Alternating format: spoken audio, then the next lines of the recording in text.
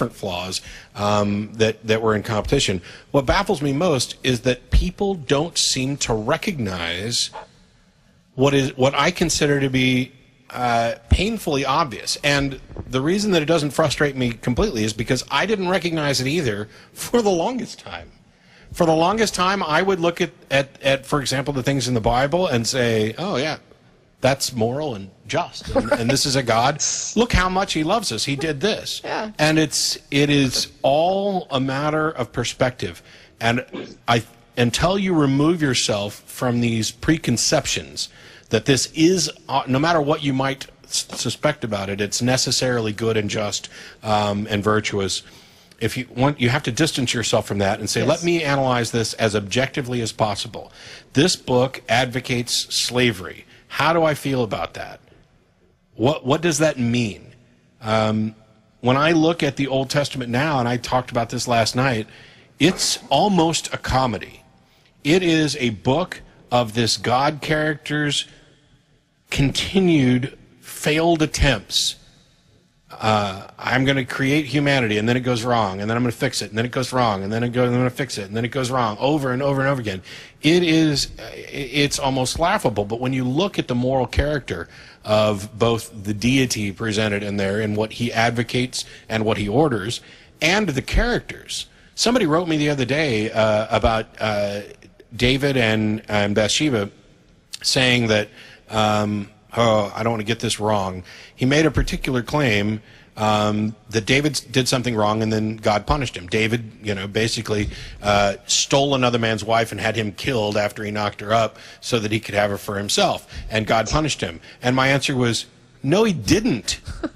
What story did you read? What was the punishment? Oh, he killed the kid. He has an illegitimate kid with this woman, murders her husband so that she can be his wife, and God says, oh, that was wrong. For that, I'm going to kill your son. Now, parents out there, there are parents out there who will say, well, that would hurt worse than killing me. Yeah, I'm sure it would. Okay, fine. But what about the kid? Right. He just killed an innocent, well, he didn't kill him. He took him home to be in heaven with it. Oh, bite me. You are making excuses over everything. David takes the census, and God doesn't punish David. He punishes everybody else. Yeah. David had like a stack of get-out-of-jail-free cards. I mean, it was incredible. This guy was just, whoop, I screwed up, but I got another one. Here you go. Here's another one. Let me off the hook. It's embarrassing.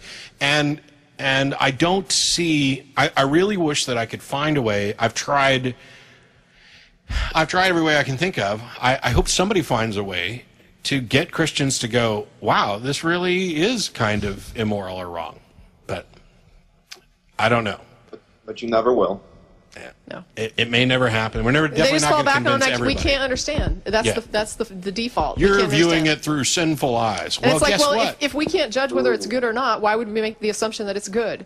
I mean, you're assuming it's good if you're going to sit there and say, I'm going to follow this God. So you're telling me that you believe that this is good, but you're telling me we can't judge it because we don't understand? Yeah. A guy emailed the other day. Then you don't know if it's good. Yeah. A guy who emailed us the other day was basically explaining his belief, saying it's irrational, I don't have a good reason for it, but I can tell you that I have this personal relationship with God through Jesus. And I said, okay, how do you know it's Jesus? I mean, did you hear a voice? Did you see somebody? Or is this more of a feeling you have? And if it's a feeling you have, then by what reason do you attribute it to Jesus? I mean, if he didn't show up with like ID or something, what's really happening, and I'm not trying to be glib about this, is that someone has had some experience that they cannot understand and cannot explain.